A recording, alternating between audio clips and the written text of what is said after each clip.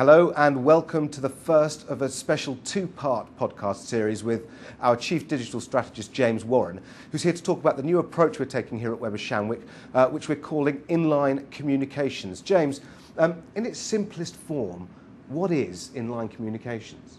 Inline, in its simplest form, is basically a philosophy. It's a state of mind that teaches us that we need to be designing campaigns that aren't isolated offline and then bolted on online and experiential elements, but that rather brands and organizations need to be telling a consistent story across the wide variety of media that, crucially, the audience they're trying to reach is influenced by.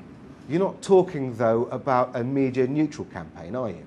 No, absolutely not. I mean, the critical thing about inline communications is it's not a spray and hope approach. It is a very, very targeted, designed philosophy backed up with a rigorous methodology and process that enables us to maximize the bang for buck, if you like, from every single dollar, euro, pound spent on marketing activity. So why is now the right time to introduce inline communications? I mean, in many ways, the role of a marketing communications professional has never been more difficult today. You know, the fragmentation of media, the huge uptake of digital social media really has meant that, you know, navigating a way through all of this fragmented media across different channels and formats to the audience that you're trying to reach, you know, has never been more complex. You know, every marketing communications professional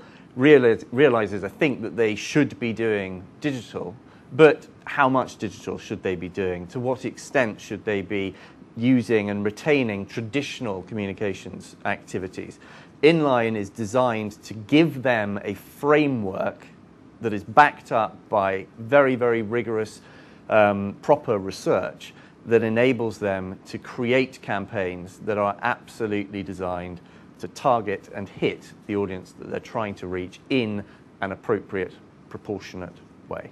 A lot of people have been talking about the new media landscape, but what would you say is unique about our approach to inline communications? Well, we've taken a very, very pragmatic approach to inline. Our research, and it's very rigorous research, we interviewed almost 5,000 people across the major markets in Europe and asked them a very simple question, which was around how, when they were considering purchasing a good or using a service, how they were influenced around the choices that they made.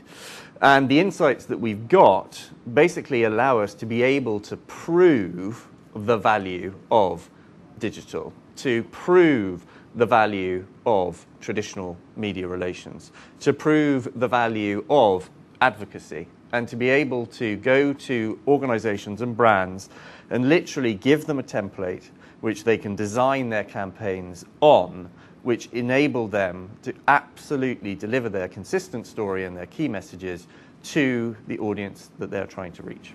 James, thanks very much indeed.